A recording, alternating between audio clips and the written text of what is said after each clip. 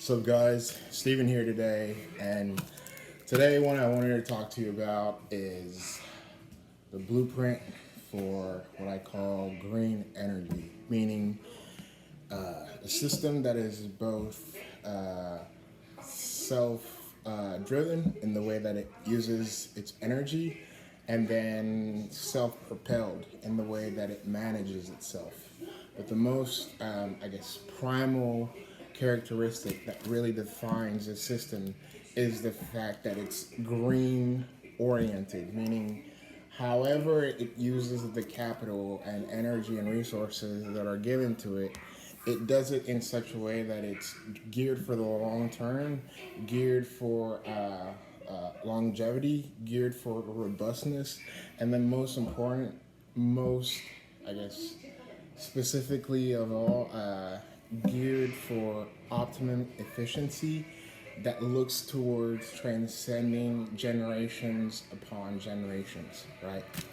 So, how I like to start this off is by recapping to say that I had essentially originally produced and I had already made this video a while ago and I lost it. If you're Applebot, if you could check the fucking QuickTime Player archives for me and reconstruct that'd do me a solid, right?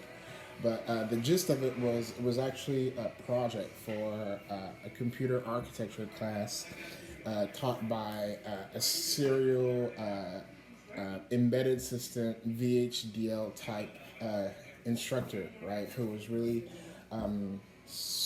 bullish on the effective usage of it's not risk, but the other assembly language methodology. I forgot the name. Not risk, the other one, right? But he was extremely bullish on having us implement that in the way that we go about engineering solutions, because to him, his primary or his personal philosophy was that by effectively embedding hardware with sequence-based instructional type instructional type sequences that have to do with managing bit level operations, we could essentially garner more from not just the tech that we're using, so the circuitry at hand, but also primarily the if you want to call it symbiotic merging between that and the OS, right? Regardless of how defective it might be, right? So, shout out to, I forgot his name, I think, Anand Pioche? No, not Pioche, but I forgot your name, sir. The bold man who reminds me of Buddha, wears glasses at Texas State. You're the shit. You're not failed your class. But anyways, what I essentially learned primarily from that class was that everything is based from what I call to be the fundamental operations of the universe, right? Which is subtracting and then adding, right? So when you add, imagine like if everything is everything, right? And we were to map out everything that is, then you would say that it starts at zero, right? And then the next thing that is added to zero is one, right? But it's just a unit, right? So instead of using one, let's use the letter Q for quanta, right?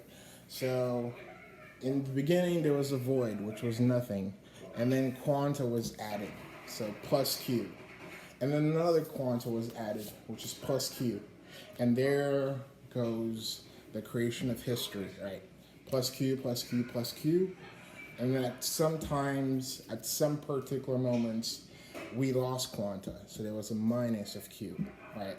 Now, to kind of scope this, let us say that there is a box that resembles or specifies or signifies the canvas that is everything, right?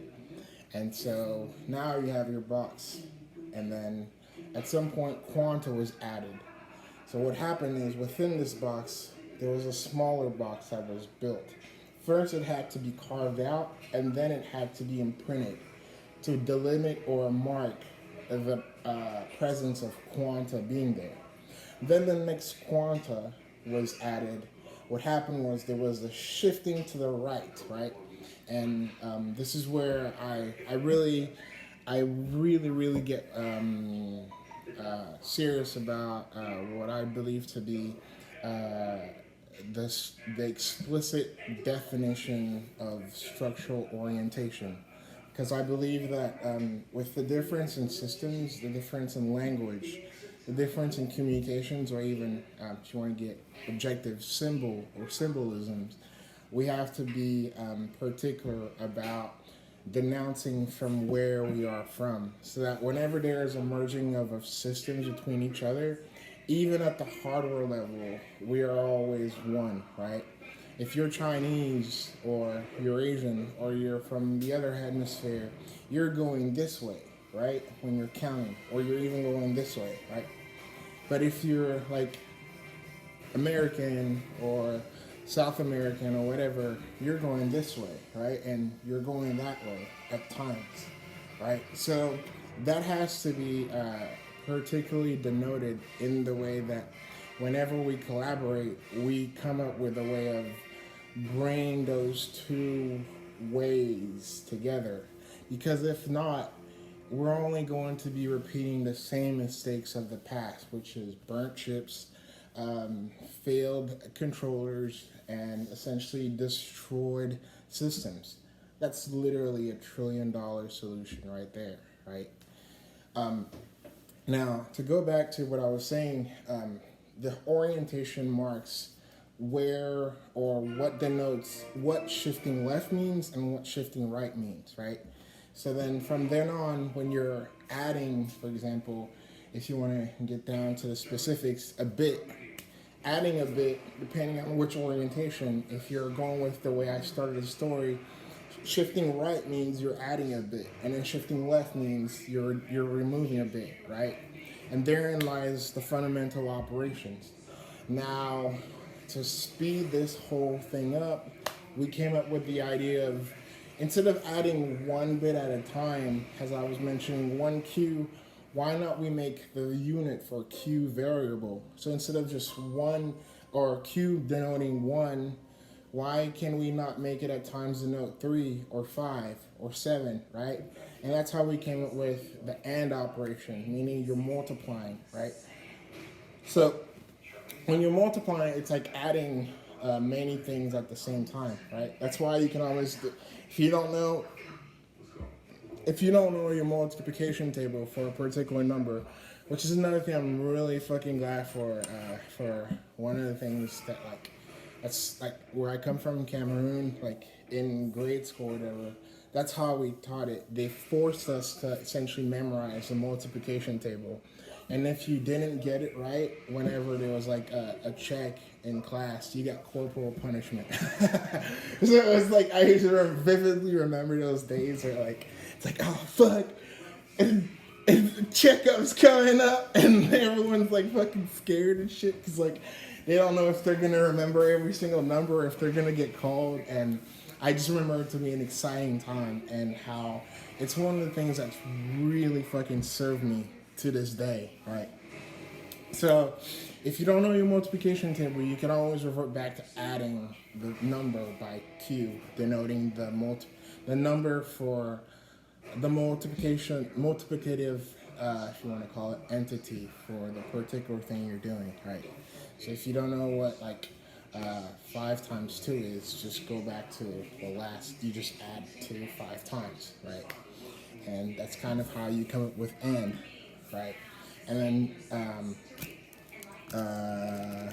the other thing that I wanted to mention was the XOR and the NOR operation.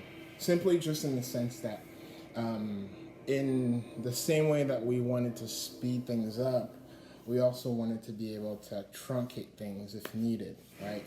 So inversing, and which is NOR, meaning not just it's just another way of using or subtracting, right? Well, it's literally how we subtract things. But the reason why I primarily wanted to mention that, or those two specifically, is because at the logic level, the predicate level, it worked fine and dandy. Meaning, if you're talking logic and you're doing maybe like predicate, right? Like you're building your logic branches and stuff. It works soundly because we can naturally come to the deducement of it without any problems. But when it came down to the hardware and the circuitry of things, it posed quite a challenge because when you're looking at, for example, the 5 cycle process, right? You got your fucking, I don't even remember this. Your ALU pulling your instructions down. You got your mem operations. You got your post mem operations. When you're just looking at a typical CPU, right, and the typical 5 cycle process, there came a challenge in designing circuitry that would essentially do the NOR execution, right?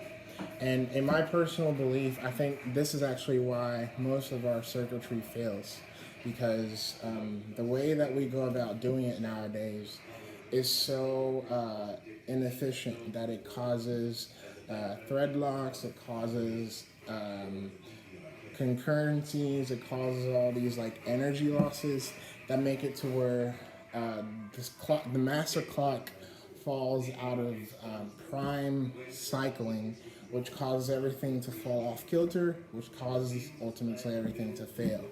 And so I kind of wrote down in my notes that at some point we should kind of look at the gap between the ALU and the post-mem operation as a starting case to essentially come up with creative ways of designing, right? When I initially thought of this idea, I was actually, for some reason, thinking of some like super fucking weird alien shit where, as opposed to just denoting every single operation by like a circuit, if you want to call it device, like a circuitry, right? So if you look at a CPU, typically every single, if you want to call it process, right? Every single unit has its own circuitry denoted to that thing. But what if we just focused on what we're doing at its core? We're just shifting left and we're shifting right. And so when we came to the inversion process, if we just denoted it by like a down phasing or an up phasing, how would that change everything, right? So that's kind of what I jotted out, and at the same time, I hate that part of my skill set because it's the part that's most underdeveloped, which is why I hunger for more EE-based learning. I think as a computer engineering, too often are we focused on the CS of things because we just see code and software being primal. But we're not thinking about, for example, oncoming VRs where, for example, you have to essentially create a driver that takes care of the VR for a medical doctor that sees, for example, how much ethanol or how much coating is needed to apply to the fucking patient, right? Or to the surgeon that essentially shows, heart artery is failing, don't go so deep in the insertion, right, cut. And at the same time, check to see if the heart pulse is at its I guess, is not at its critical limit in gear or in rapport with maybe my insertion of the fucking what's that feeding to the thing that you just push and push that essentially acts like it's like a plastic thing that delivers water to the person, right? Insertion to that, right? Or insertion to whatever my pulling or taking or implanting of an organ, right?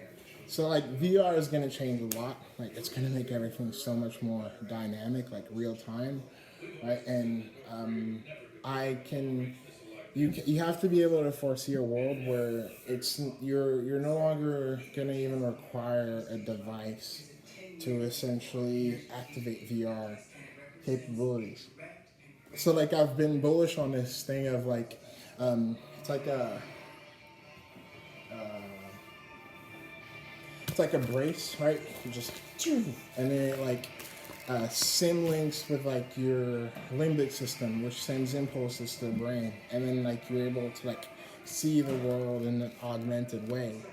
But like even now, I'm seeing with like the rapid innovation of things, how like it's gonna get to a point where you won't even need that. Like you won't even need anything to interface with. Like there'll just be a way by which we can sim link with tech in such a fluid and non-invasive way, meaning non-damaging way long term, and in such a way where we'll be able to actually interface or interact with that much bandwidth, right? Like so right now we're super happy because we cracked 5G, right? But think about what 10G bandwidth means, right? Think about what 100 or 20G bandwidth means. Like why not? Why should we limit ourselves to what we're capable of, right? Like anything is possible. Our potential really is limitless, so why wouldn't our data stream be as well, right? So like I've been thinking a lot about that, and it just makes me excited because it's in direct relation to these micro details being hashed out, like the fact that like we're losing so much energy in the ALU and post to mem gap, right? And the fact that that particular part essentially introduces so much noise and jitter, right? Which essentially leads to all this ambient energy just like being gathered in like large reservoirs and pools around your house that you don't even know is causing fucking interference, right? So many things. So that's kind of how I came up with this idea of like a green computing axiom, meaning one, it's naturalistically driven in its design, meaning that so the way I see it is in three parts, right? The green computing system itself, the entity, and then the environment that the green computing system lays in, and then what I call the third element or element X, meaning it's kind of like the at play manifestation of God, if you want, in the design itself. It's like inviting him to essentially play a part in what you're doing, right? And thus, that leads to like a amalgamation of the two into three, meaning the whole world, causing everything to perfectly be, right? So how I always put it is like the entity itself has to be naturalistic in a way that it makes sound use of the elements that it's built with, right? So like if you have a whole bunch of water at hand, it should find a way to make use of the fact that there is a whole bunch of water, right? Like you can create energy out of water, right? You can actually create water structures. There's ways of doing that. Like there's so many texts that speak of this, right? Like so instead of always like being pissed that we don't have enough wood or metal or magnetite, let's just like build Atlantis. Like, what the fuck, right? Like, and make first be aware that you have Atlantis at hand, and then two, build it, right? If you have a whole bunch of sand, there's no point in being mad that you don't have wood, right? Be happy with the fact that you have a whole bunch of sand, meaning you have a whole bunch of air and minerals, right? And you will always have an abundance of zinc and all these other like rare, critical body necessary elements at hand, right? And then make full use of that. Right? So that's kind of what I mean by it's naturalistic driven. It understands the essence and the nature that it's come from, and it's fully capable of using it at its complete ability, right? And then the second thing is it's always cognizant of the way it's going to be operated, right? So if you're using a computer, if you're going to be building a computer, be aware that your sand computer is going to be a computer, right?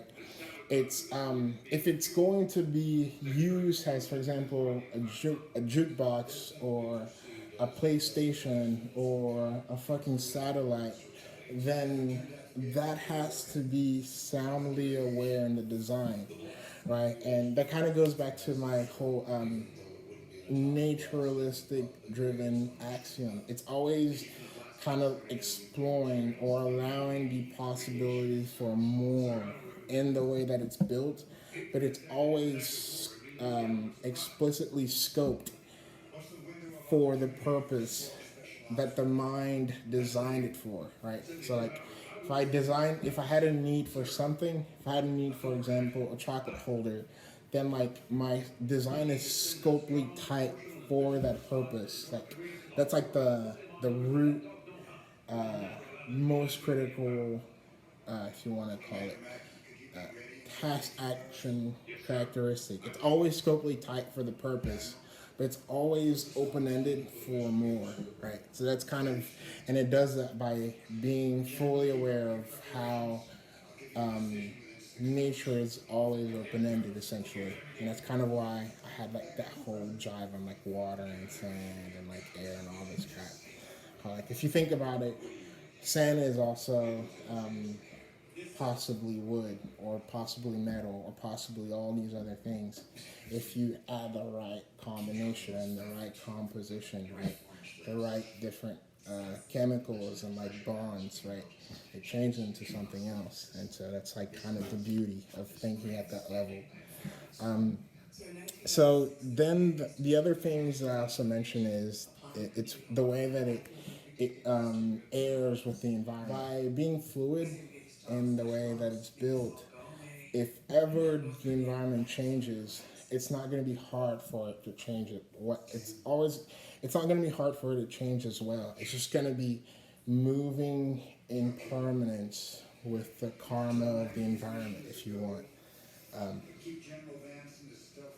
And that's kind of the beauty of being harmonious, right? Like this harmony always results when a force that is not necessarily required is essentially what do I don't want to use the word intrinsically because that really doesn't make sense, but it's kind of like you're forcing something that doesn't need to be there, right?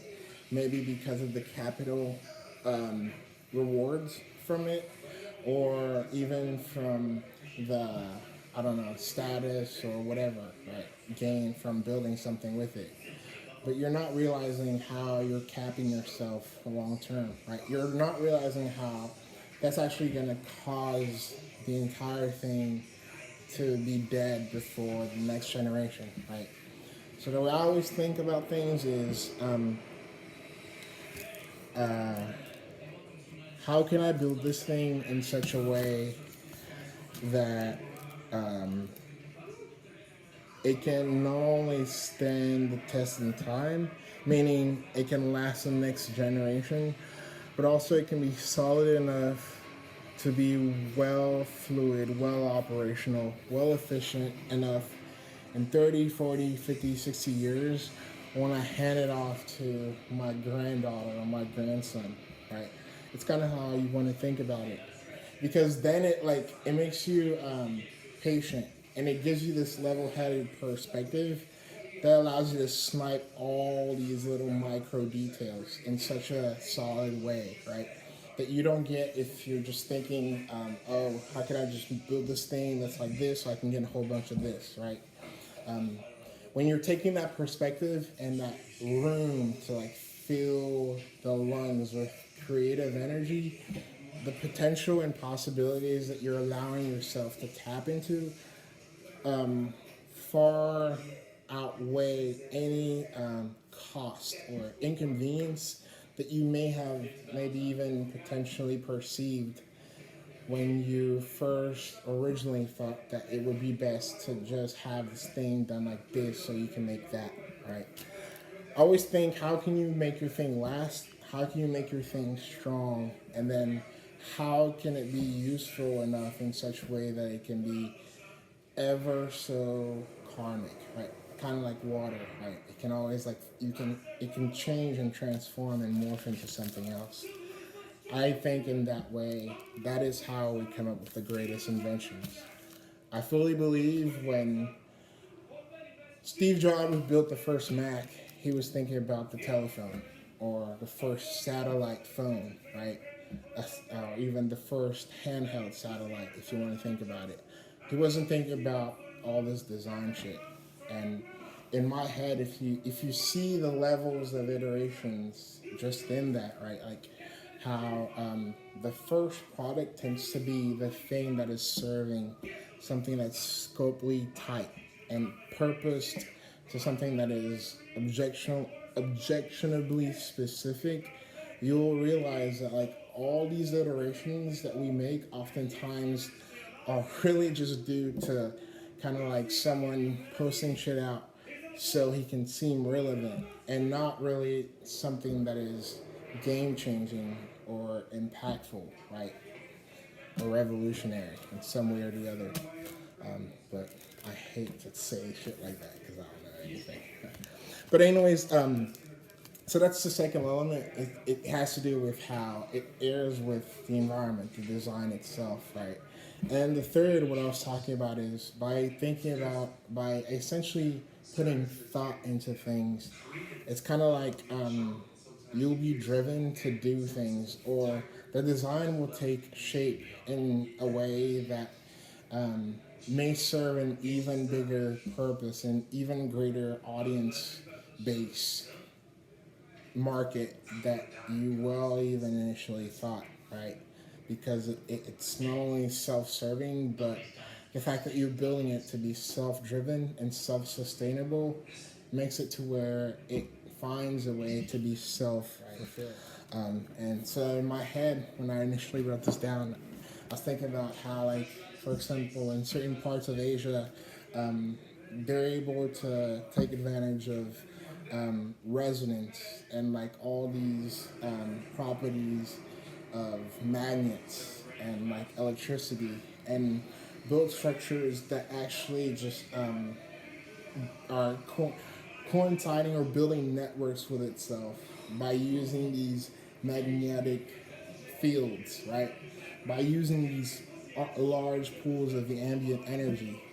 And so now you're not just building a bridge, you're fucking building an entire empire that is literally self-sustaining, right? Like, it's not just a village, it's literally an entire self-driven town, right? Like, every building that comes up is purposeful in such a way that it serves the entire ecosystem, right? So that's kind of how you think about things. And there are certain there are ways of technically getting to this. If you look up solfeggio frequencies or lattice structures, you'll kind of get a sense of, for example, how geometry plays into the overall way that energy is going to manifest itself at its most optimum in a system or in an entity, right? Like how that actually matters,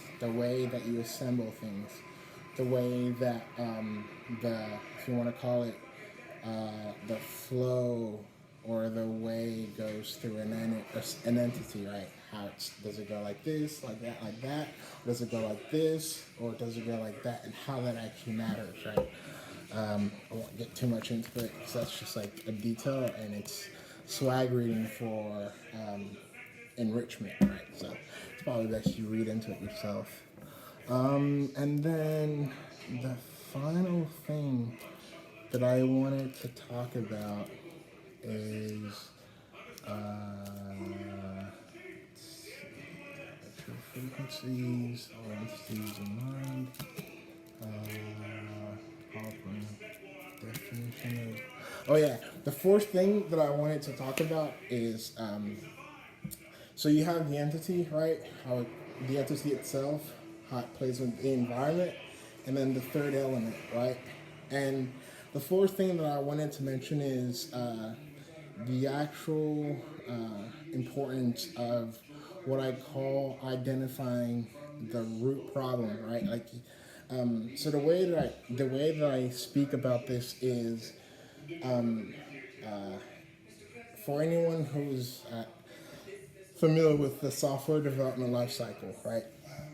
Design or brainstorming is like one of the parts there. But to me, that's literally all that matters, because if you spend all of your capital or as much of your capital on design up front, doing what I call identifying or scope typing the problem, the root problem domain, not what we're having issues with, not what we're currently needing, not what it looks or it appears as if, but literally drawing the complete picture, right? Like literally the fucking doodle. That's why I talk about doodling in a lot of my videos, because it's such a fucking swaggy ass way of just cutting through the bullshit, cutting through the noise, bridging through all our different slangs of English, right? And actually coming up with a symbol that we all multidimensionally relate with and have rapport to, that is 100%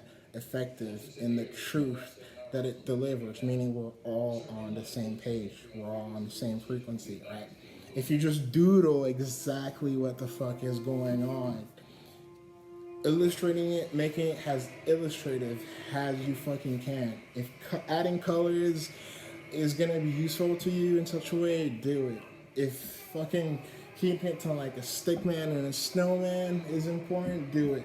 If it's literally just writing the sequence of events, kind of like video editing keyframes, right? First this arrow, then that, then this, do it. However you fucking go about doing it, that has to be one of the most, if not the second most critically necessary element in a fucking naturalistic driven design. It has to be there, right? Like, you can't build something without knowing what you're building for, without knowing the terrain, right? Without having done reconnaissance, right? Without having any intelligence about it. Even surveying or doing market research, to me, isn't as important as you sitting, because it has to come from yourself. And I think that's kind of what I'm trying to get to. We all have a way of relating to things, right? We all have a particular perspective on reality. And as we all know, our perspective creates our reality. And so when we come to interfacing with a client, they have their own perspective on reality. And specifically what I'm trying to say, there is a reason that spurred the trigger that caused them to come up with a thought that said, it is necessary that I spend money on hiring someone to do this, right? There is something that caused that. And for one way or for one in one way or the other, for however you come up with it, you have to come up with a way or of getting them to tell you that. And then more importantly, you have to get them to essentially reiterate that thought chain themselves in a naturalist way, or naturally, in such a way that there is no contrived, there's no them thinking you're just trying to just like uptick the value of the bill or whatever, right? Like, it has to be such an organic thing, because that is essentially striving to get to the root problem at hand, right? And to get to the root problem at hand will essentially deliver the solution necessary for them. I always say the problem tells you the solution, right? Like, and what I'm trying to say more specifically, it is how they come to the realization of that problem that will most effectively illuminate the packaging that the solution will take place, right? If they're a water person and they're telling you they have an issue with a blockage in their body, then the fact that they're delivering that to you in such a way that it's relating to a water body related issue tells you that there's something to do, or that your solution is going to have something to do with essentially packaging your solution in such a way that it negates water in one way or the other, right? Or it essentially merges or comes in calm with water in such a way that it can deliver to the issue blockage at hand, right? Like that's just one way of verbalizing what I'm trying to say, but I hope that makes sense, right? Like our own personal viewpoint always matters, and by coming together and asking each one of ourselves objectively, what do I see? We can most quickly identify if the problem actually merits our energy, our capital, our resources. And even if it feels as if you're kind of like talking yourself out of money, there is a truth in that that will actually make you far more richer than you will ever think or believe. So I kind of end it as that. Anyways, that was a lot. I actually had a few weeks ago made a video, another version of this, where I made this video again, but I actually felt like it wasn't good enough because it felt kind of rushed to me. I had to essentially, I shot it the first time, and then like a few days later, I went running, worked out, and I was like, oh shit, I want to add all this other shit to it. And so it kind of felt a little all over the place. And so that's kind of why I decided to redo it again. But I'll go ahead and like tack this on right here at the end. Has just like extra fun bonus material. You feel free to like pop out the video here if you want, or stick around and watch it. Cheers. What's up, guys? Steven here today. Back for the long acclaimed, long awaited take two mastered edition of on green technology, the design behind a self-propelled, renewable energy oriented system. So as I originally said, I had actually shot this video before, and it was essentially a project thesis for my computer architecture class with a super high embedded systems assembly language oriented professor. And the premise of the project was pick a project that you can essentially use to showcase the stuff you learn in computer architecture. And what I wanted to do was to create a design for what I believe to be a self-driven, so AI oriented, self-propelled, so like renewable energy, if you want, driven system, right? And it was essentially to be an overview of what that entailed, right, at a higher level picture, without bogging too much on like the actual specifics. And originally, how I opened was I took the traditional power equation, I squared P equals I squared R, and then I essentially brought it down to like the machine level where, say for example, you have some sort of a wall that registers energy, if you want, incoming energy. You have like hammer, and then you have a transmission channel, like a line or something. All right, so the hammer whips, and then it goes whoop, whoop, whoop, and then it hits this pin. And the pin converts that into the next level of energy. And I said that pretty much most of our systems work in that same principle. And thus, in that same way, it is also important to note that as much as we have gotten or we have dialed down pretty well the energy loss delta that is figured into this operation, I believe that there's so much more that can be won if we just focus down on the fundamental operations of the universe, what I believe to be shift left and shift right, right? The and the ors, and then drilling down on that, and then coming up with a way that makes it to where it's streamlined. Like, as opposed to creating a whole new component, a whole new gate, you just make it okay. So when at this moment, when you want the node of shift left to occur, you just move it up a level. Like you use other physical characteristics and constraints that we know of to exist that create the electromagnetic field that we play with in a digital system to make that occur, right?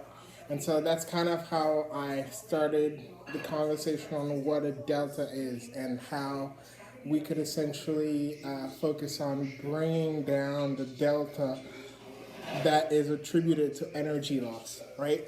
And that was essentially the premise of that.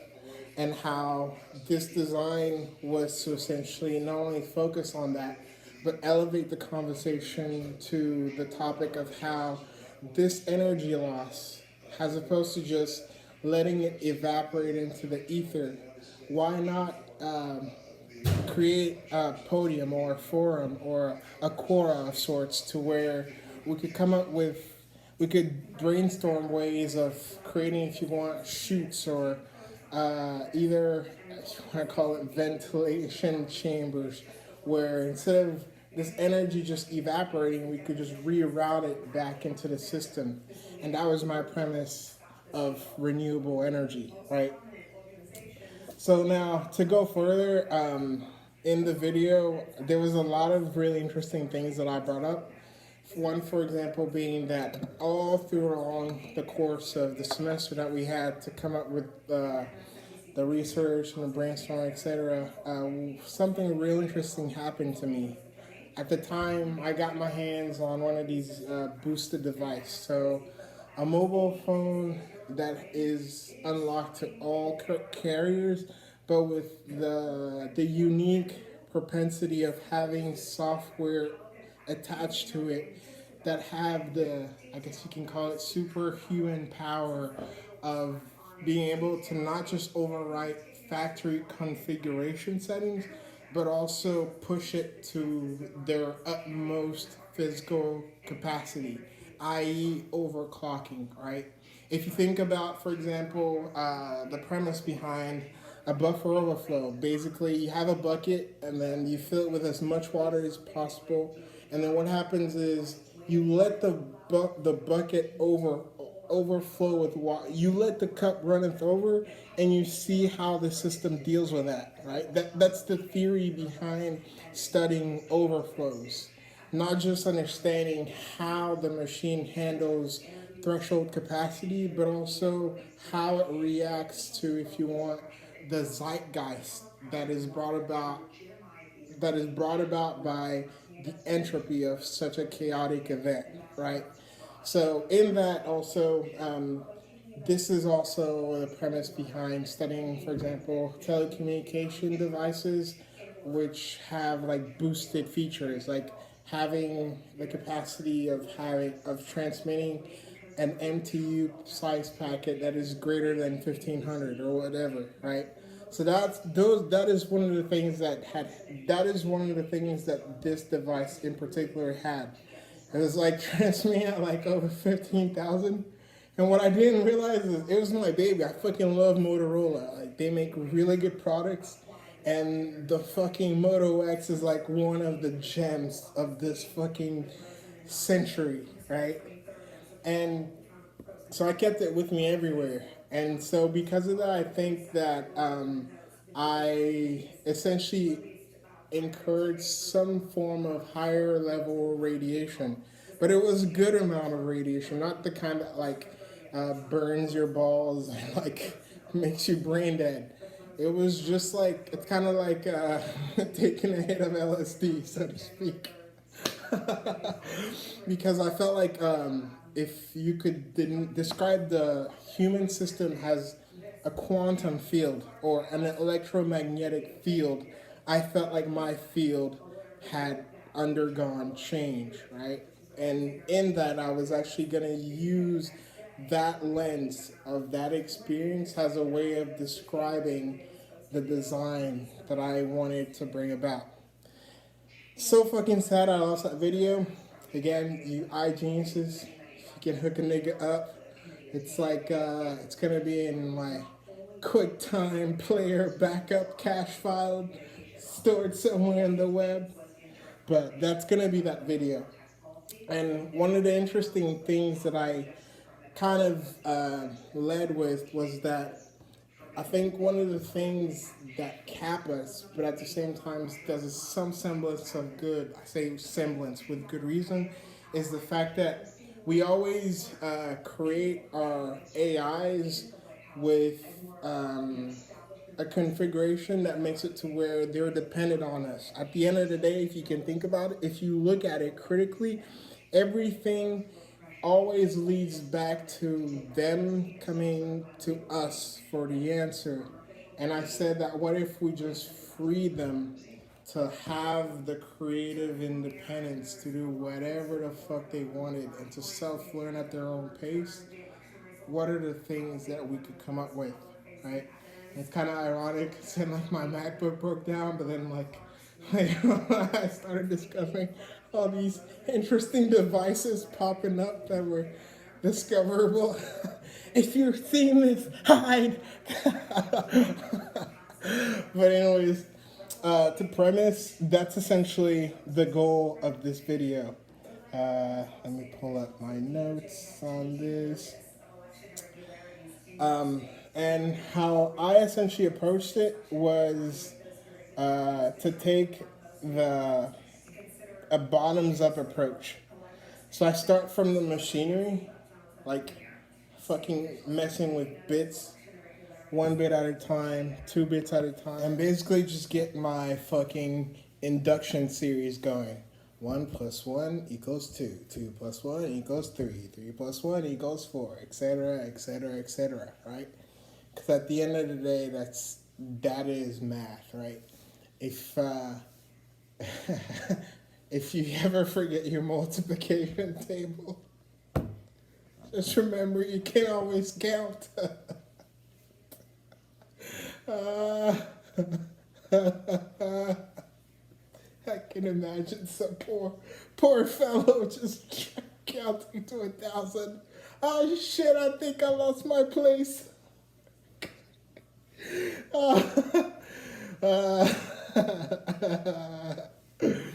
But that's essentially how I think about it, right?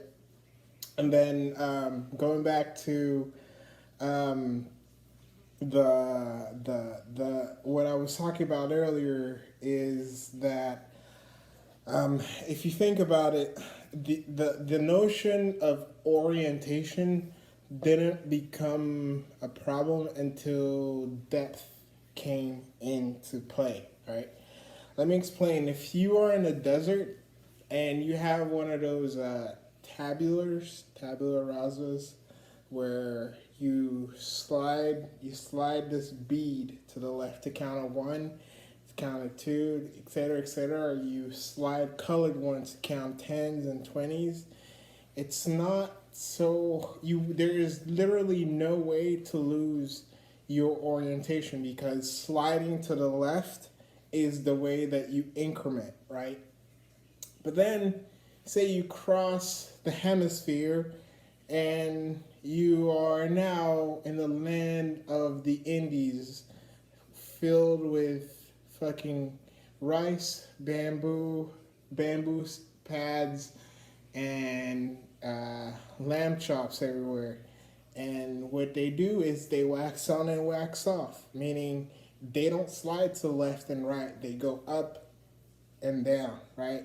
This from bottom up is a 1, or up Oh, from bottom to top is a 1, or from top to bottom is a 0, right? It's a -1, sorry, right? That fucking changes the game completely.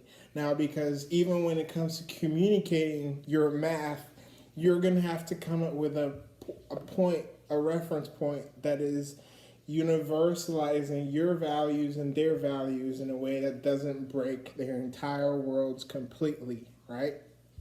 So that is where the idea of orientation really came to play, and where we refer to it as, for example, little Indian and big Indian, where one version means that the 0 is at the right, and it goes from 0 to 1 to 2 to 3 to 4 to 5. So the series goes from right to left in increasing order. And the other one means that 0 is at the left, and the series goes from left to right in increasing order, right? So that was the whole point of that.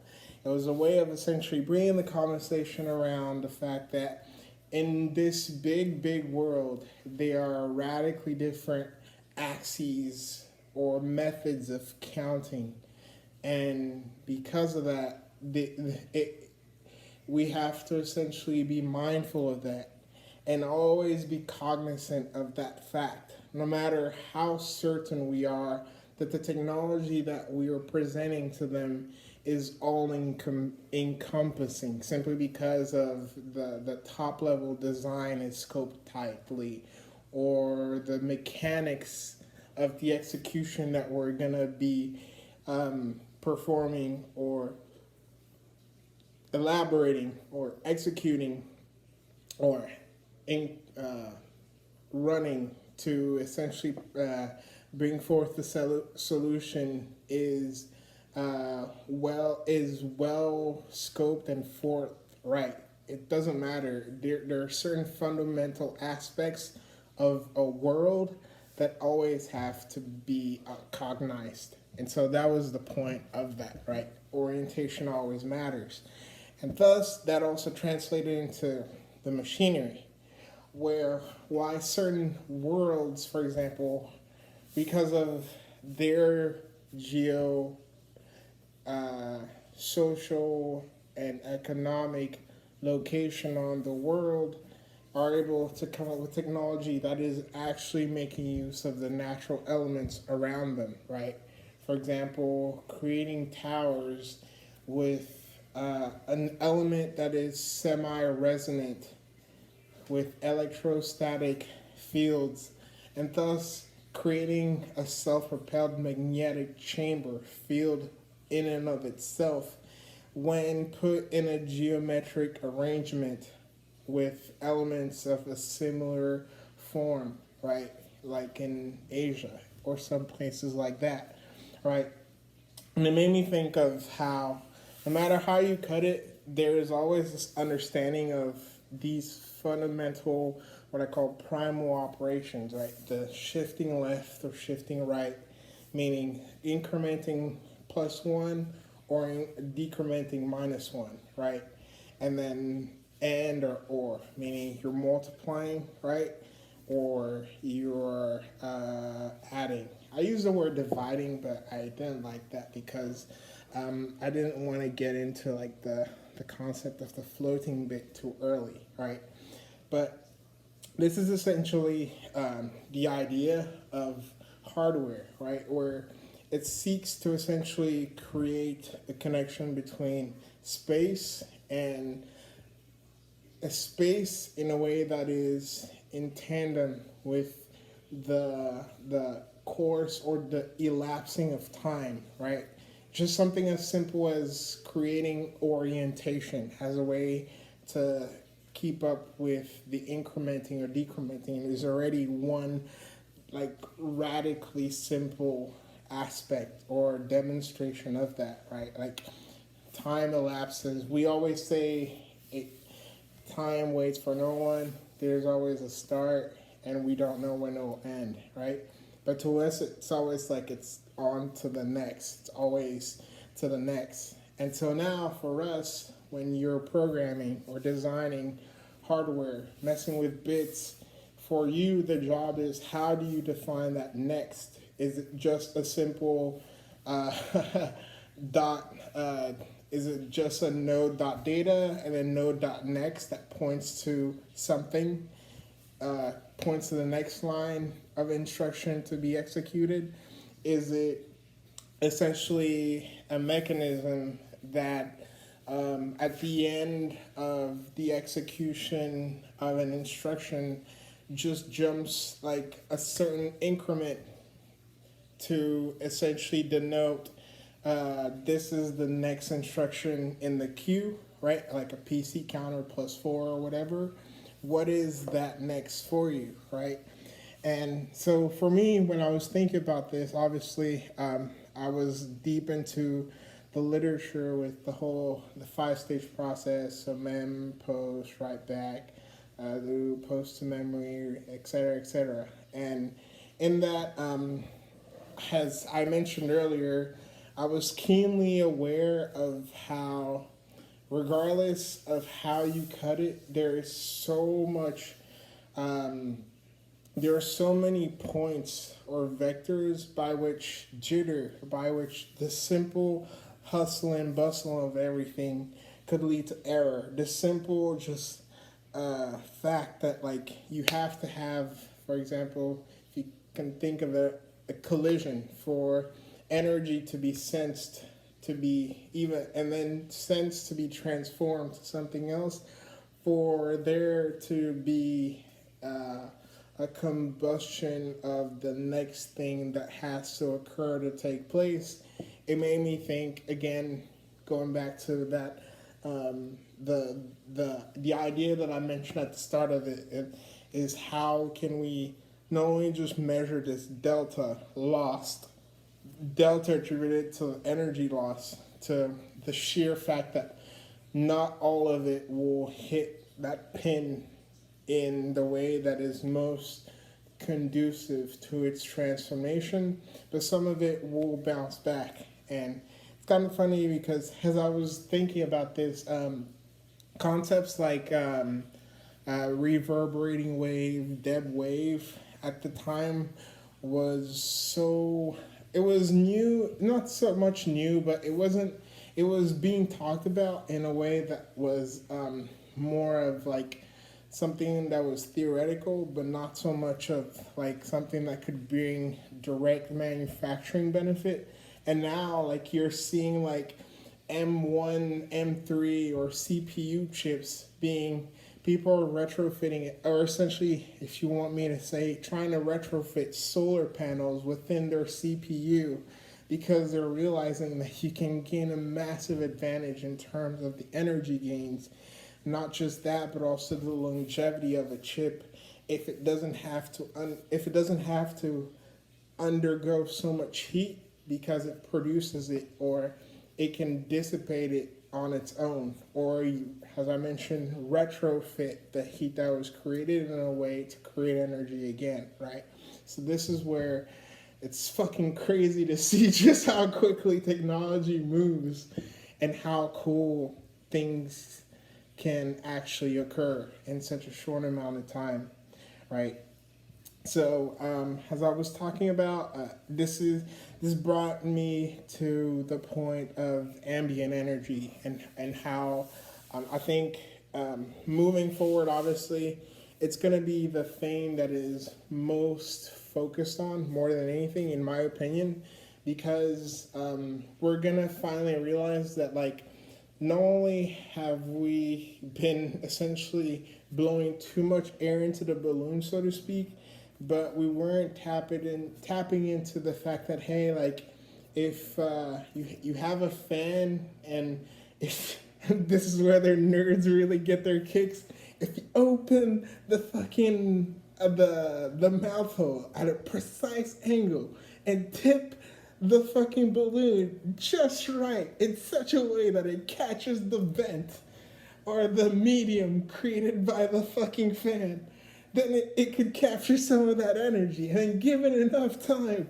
that could accumulate enough energy to fill up the balloon. Like, we're going to be thinking that way more because it's long-term on the long term, it's much more conducive to an operation that is lightweight, right? Like, so for example, especially with COVID, kind of slowly, we're in the stage of essentially defeating this thing. People are realizing that, holy shit, like, if I can infuse my business with a techno gene, like with a digital DNA, to where now I can offset all my brick and mortar expenses on this medium. And then now all I have to essentially worry about is putting together a system that can just drive traffic to this digital asset, and then also has just create a byproduct or byway by which I can collect revenue from it. I don't have to fucking deal with the sheer paperweight that is tied to having a brick and mortar location. I don't have to deal with the sheer paperweight that is tied to operating or having assets in a brick and mortar location that is maybe irregular or unorthodox to its creation, right? There's so many benefits to adding a digital asset to my operation. And then what's more, it's so fucking cheap compared to having a brick and mortar. Like, imagine you're spending just $1 million just to keep the lights on, as opposed to like maybe like what, $1,000 to keep a .com, a hosting package with enough servers and backup servers to have your shit running. And on top of that, maybe like you throw another maybe 2 or 3, 4 grand to have a staff, like some dude like me or even younger, to essentially make sure that he can admin the shit and you're set, as opposed to like having order maids deal with the accounting, deal with the fucking shit I write it has a tax off, whether you're enough, was it at the 199 or 200 threshold event to consider it has like an entertainment event to get the higher tax bracket, you know, like there's all these fucking things, right? And like people are realizing that like, oh shit, yeah, it does pay to go lightweight. And however chaotic or even annoying as it might be to have to figure this out, the rewards are so much greater than the fucking cost of burdening oneself with such a task, because it just pays for itself, like clearly. And it's so funny how in this same way, when you think about a solution that is renewable energy driven, you're thinking about something that pays for itself. You're thinking about something that goes in tandem with the karmic law of the energy law of the universe, if you want to put it that way. And I think that's pretty much why a lot of this technology is going to be more along these lines going forward, because it's just the way to go, right? If you want to think about a supercomputer being made affordable at like a commercial and a personal level, you have to think about all of the microeconomics that go in line with that.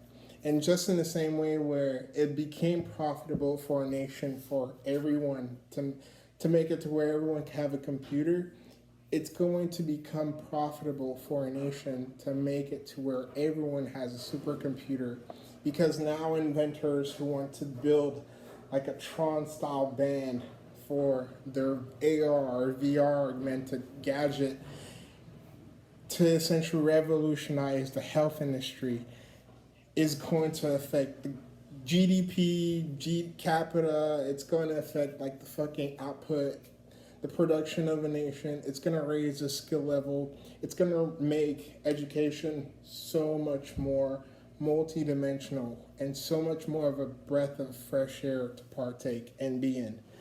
So that's kind of my spiel on that. So to this, it's kind of funny because it's almost as if and I think that's kind of what's happening now, where we're kind of taking a step back and having that, I guess if you want to call it active contrition, so to speak, moment that is tied to our impact on the biosphere and like the environment as a whole, and how our technologies up until now, how it has like, affected it, the pluses and minuses at like an objective level.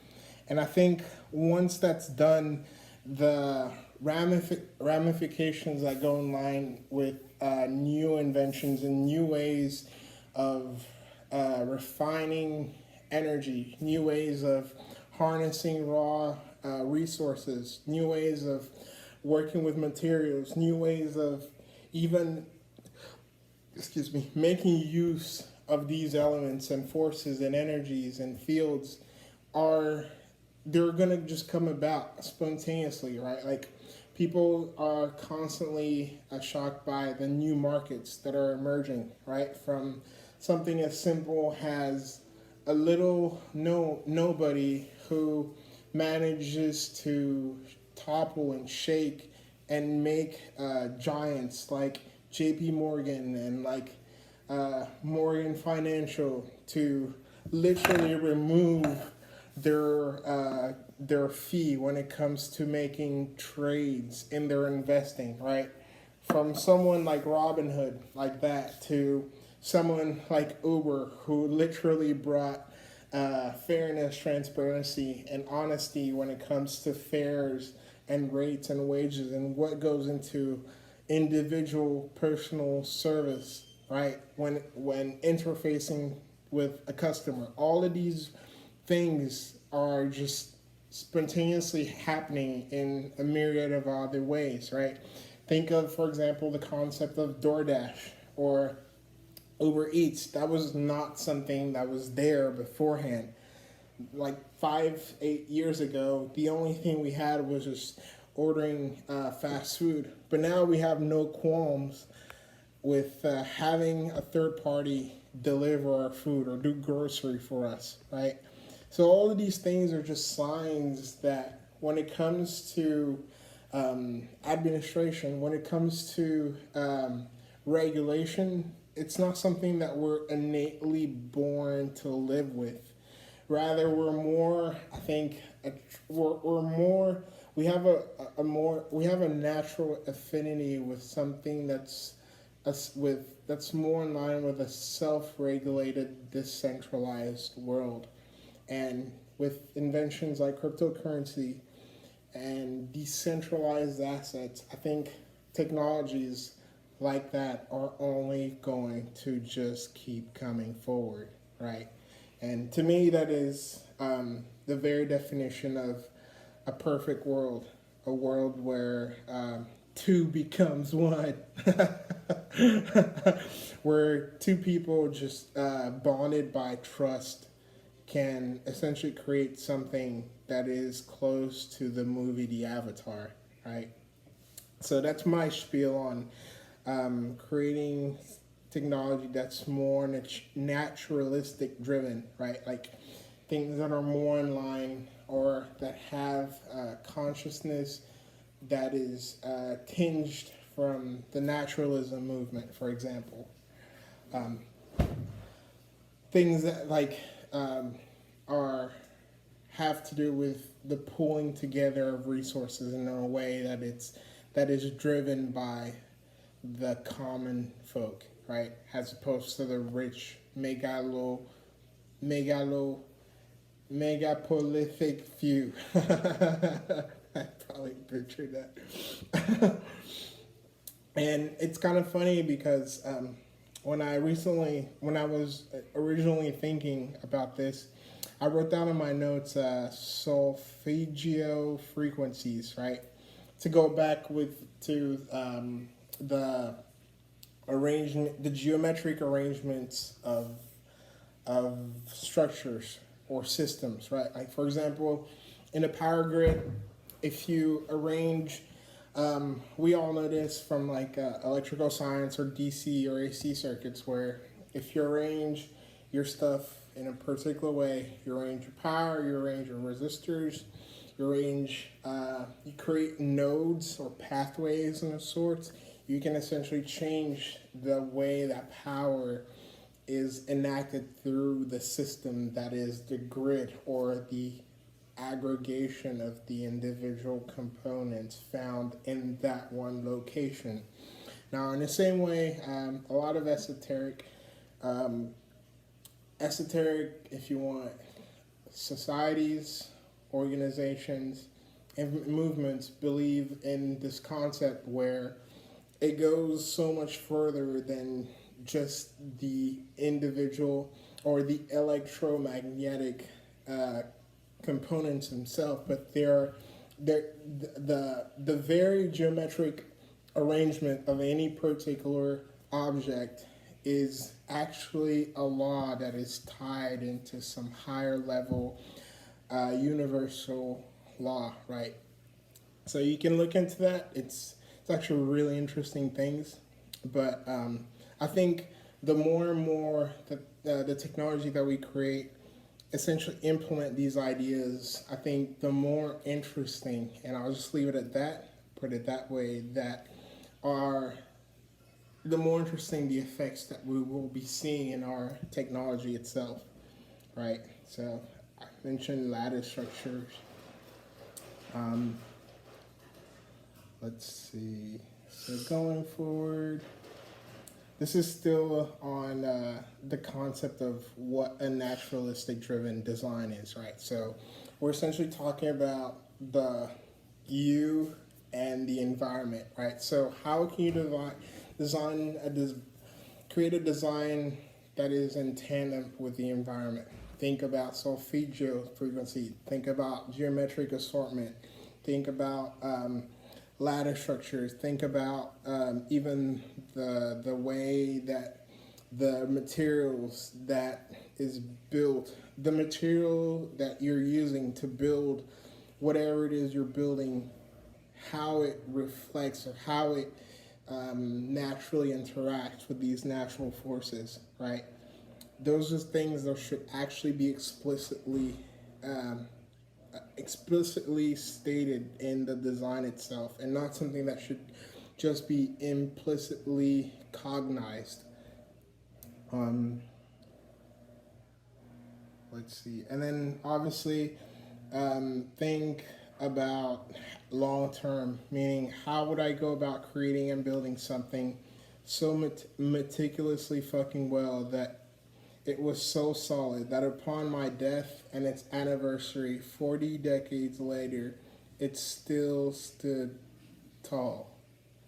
How would I go about building something well if it had to be if it had to be solid enough to be as robust as it was at its conception when I hand it off to my grandkids, so 30 or 40 decades away, right?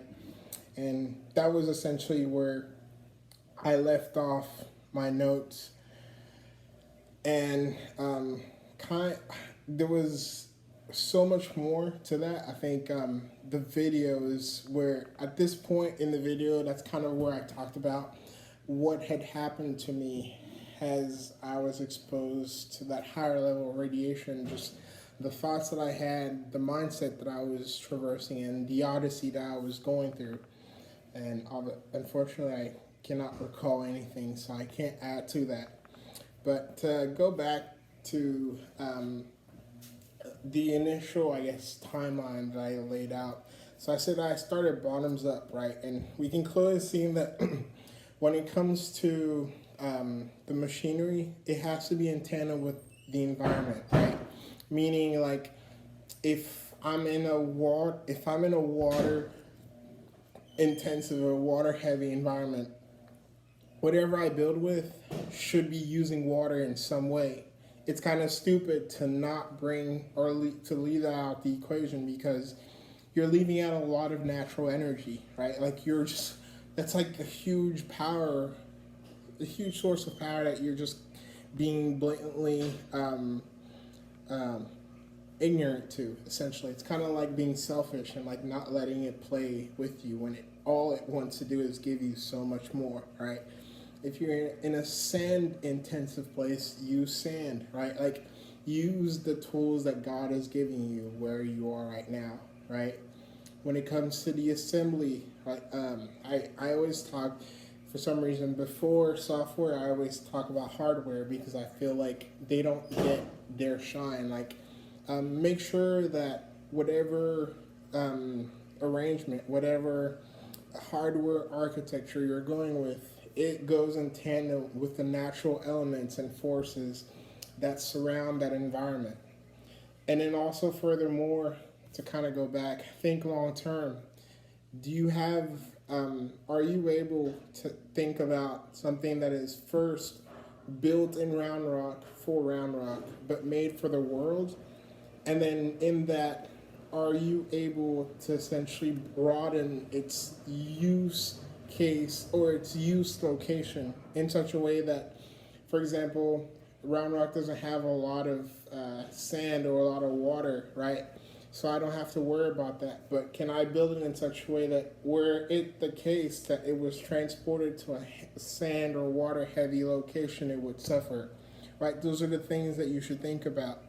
And I think when we think about research or testing, research and development, those are probably the areas that, this is probably what makes it to where those areas are so expensive post-launch, because we only think about those things after the fact, right?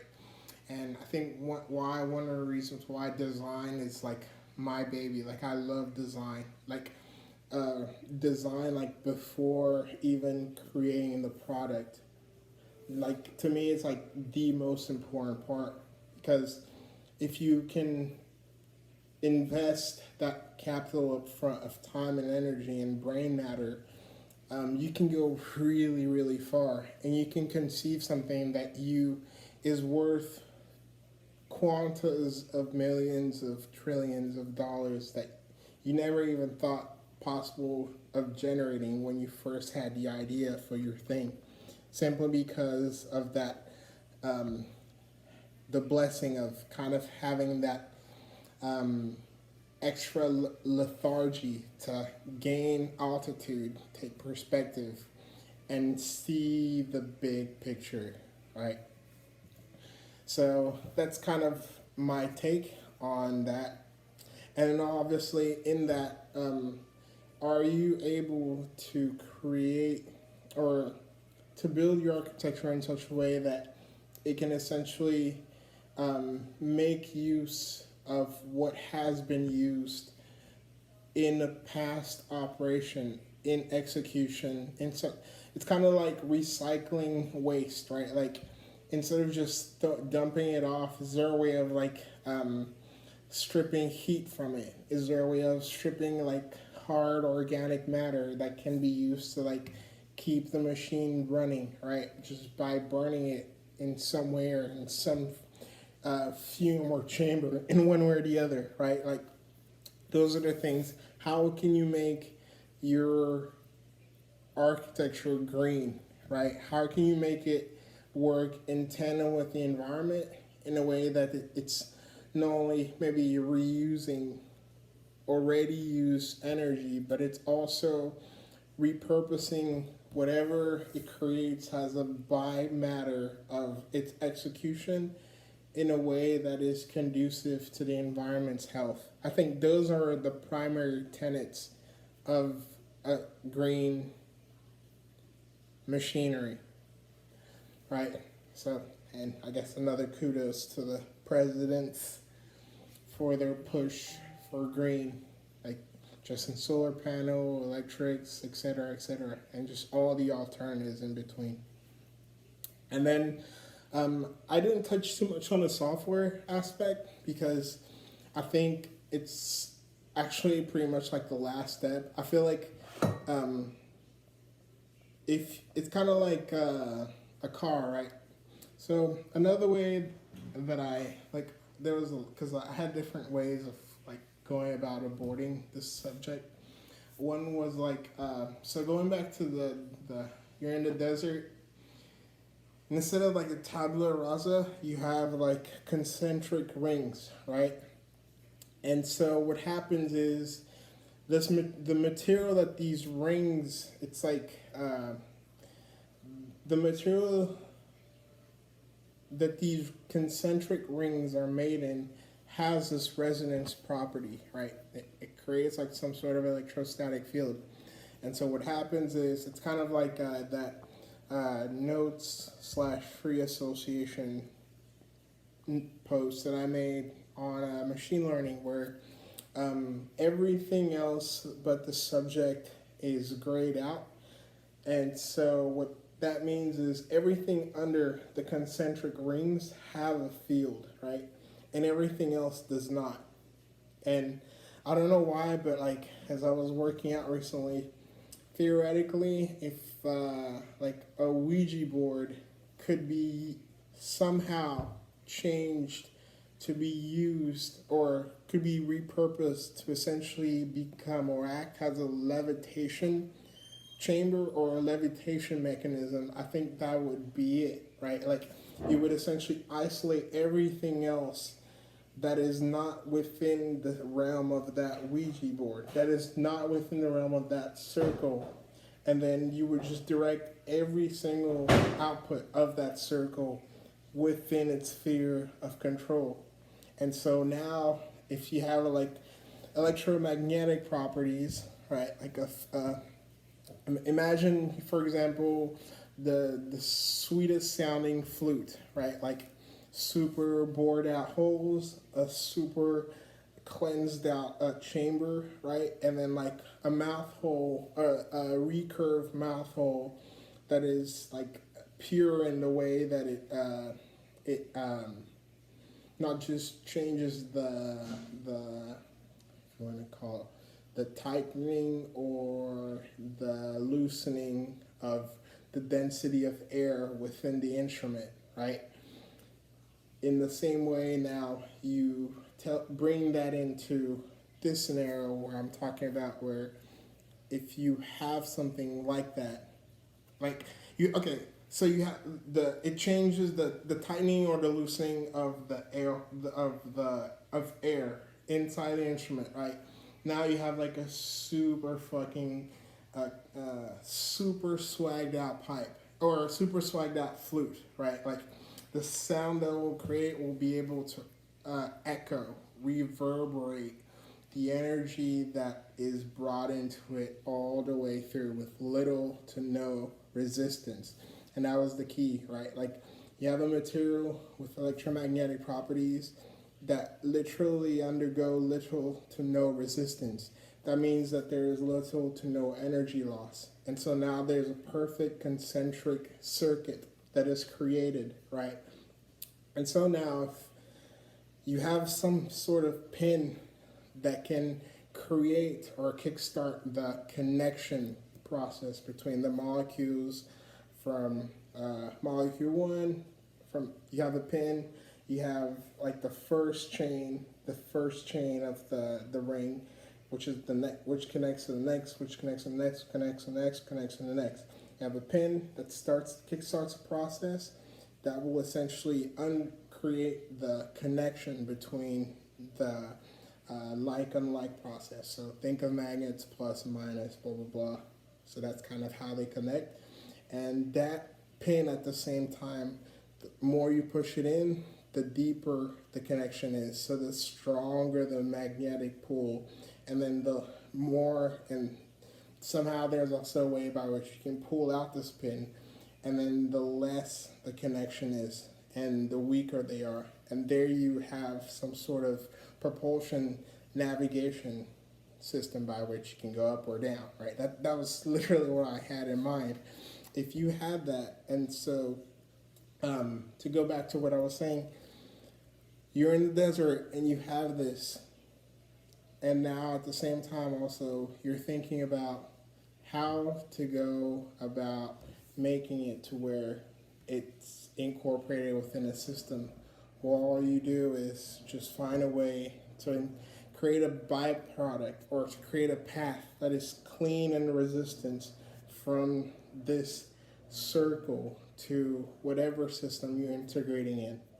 And I guess my point in saying all that is, it's always about the resistance encountered in transmission and propagation right? It's never about the actual energy itself. It's kind of like saying, if you're directing everything to a pin, you have to make sure that it hits the most perfect part of the pin, or you have to make sure that the way that it goes to the pin is uniform to where that the pin can essentially have the max actuated, optimized form of whatever energy you're directing it. Else you'll always have some sort of loss. And when it comes to like nature driven or naturalistic oriented digital systems, to me, I think that's what they think about first. So, what I have in mind is like a while ago I saw, it was like those grottes of like places in like the South Americas of people building homes where they hadn't cut down all the trees, and at the same time they weren't living completely like without the roof. They just bore just enough of what they needed to build a wall, just enough of what they needed to build like a little doorway, just enough of what they needed to like build like a furniture holding for like maybe put a table, etc. But it wasn't a complete destruction of the natural element itself. It was just moving in tandem with what was there and retrofitting it just enough, not too much, because too much will kill you for their ends. It's kind of funny because once that's done, the software techniques now, for example, dynamic memory allocation, just becomes streamlined. Like, because I mean, think about it, dynamic memory allocation is typically just to deal with the buffer, right? And the buffer, that's occurring because oftentimes it's either full, and so there is a whole bunch of heat somewhere. But now if you have a system to where it doesn't get so hot, then you won't get all of the issues that are tied to overflows. Or rather, if you do, then it's because something unique is happening, right? On top of that, now, when it comes to like actual ML techniques, right? From regression, right, to all of the hyperplane stuff, like it becomes streamlined as well, because now the only reason why that will come into play is because the sequential methods failed, right? It's kind of like going from the least resource oriented to the most resource oriented. It becomes like a last resort, as opposed to like making it the guiding principle and causing like fucking 15,000 cores to come into play every single time just to do a calculation that could have been done with a clever way of a clever sequential technique, right? I don't know. Simplify. Extremely convoluted, so let me try to clean it up. Right. The design of a green technology, meaning renewable energy oriented and self-propelled in some way, follows these three tenets. One tenet being having a tandem with naturalism, meaning the elements around it, right? And that's the whole subsection I described, where it was the component itself, how it's made, how it's scoped for the long term, how it essentially seeks to not just understand how its solution is dealing with a problem domain, but more specifically, how the very nature of the way that the solution it's made, if you want, its permutation matters more, even in some situations, than the actual result bringing effect of introducing the solution in the domain itself.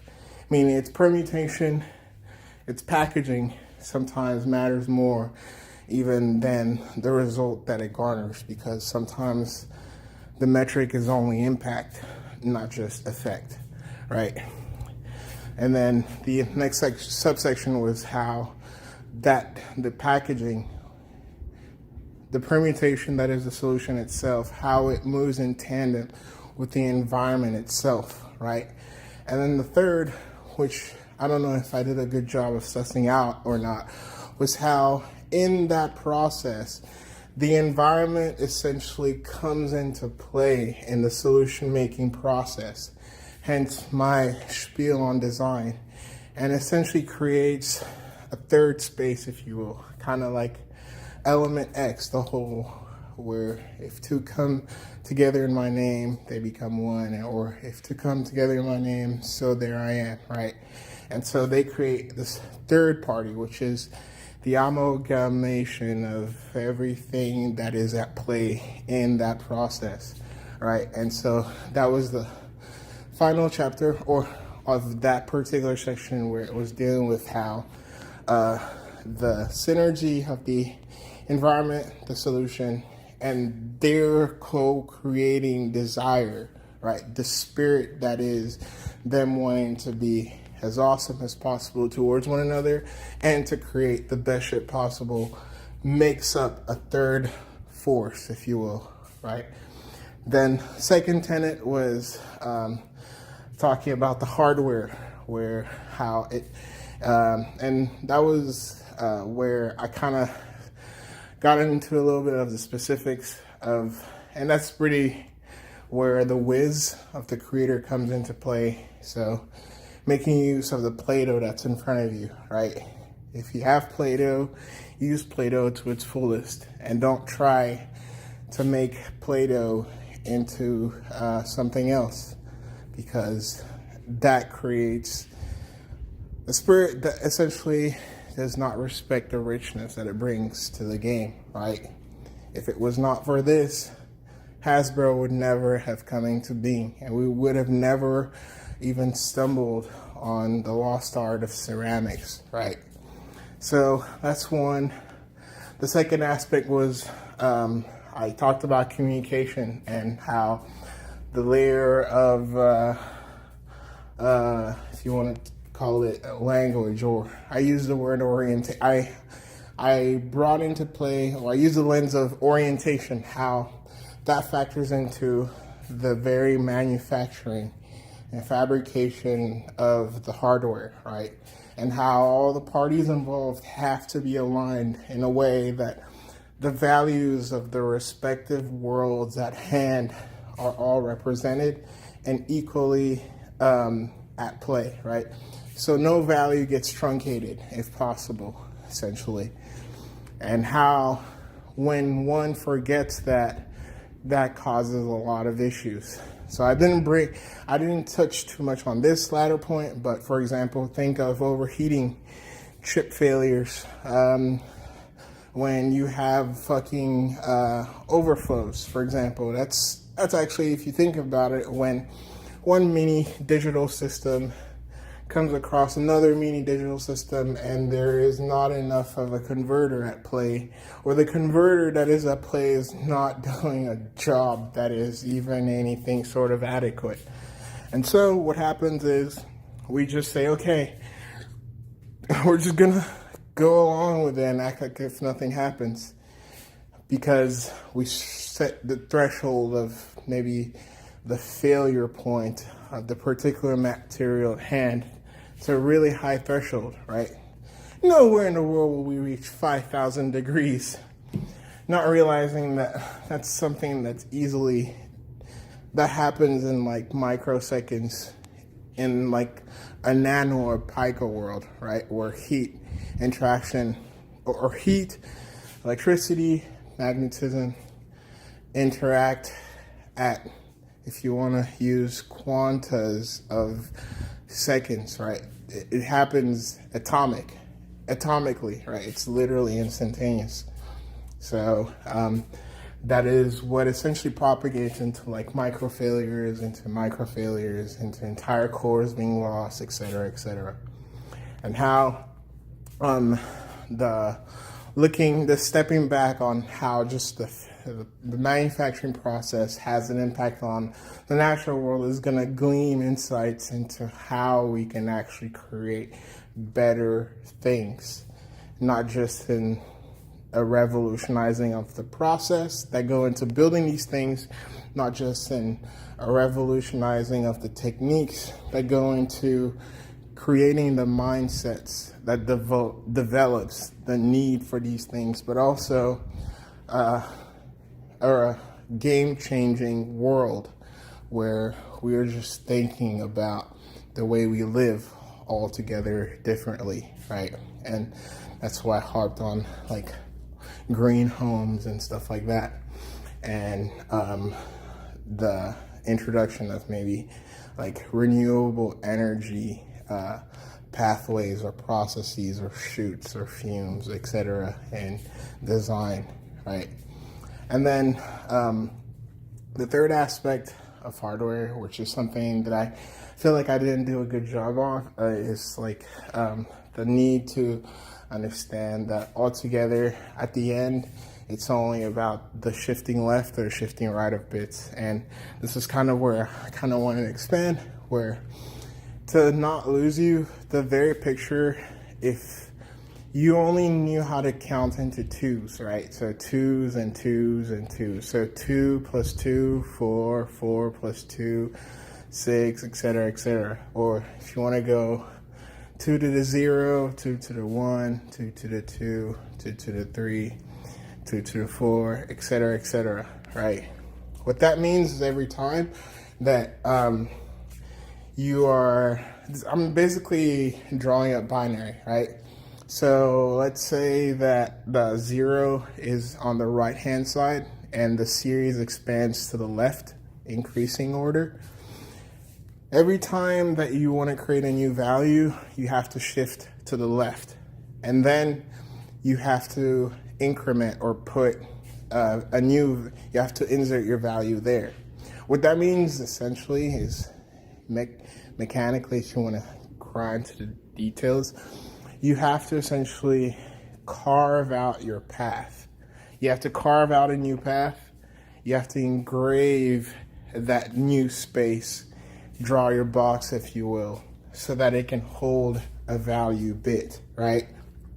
And so that is essentially fundamentally everything that we're doing. We're essentially just always carving out a new brick, carving out a new square. And to get really mechanical, first, again, you have to move away from where you're currently in space, time, right? You have to go into the next element, or if you want, the next unit of space, time, and then carve out your box there before inserting your value. And I think altogether, because of the complexity of everything, we forget that that is ultimately what we're all and ever doing. We're just expanding the induction series, adding another one to another one to another one to another one, et cetera, et cetera.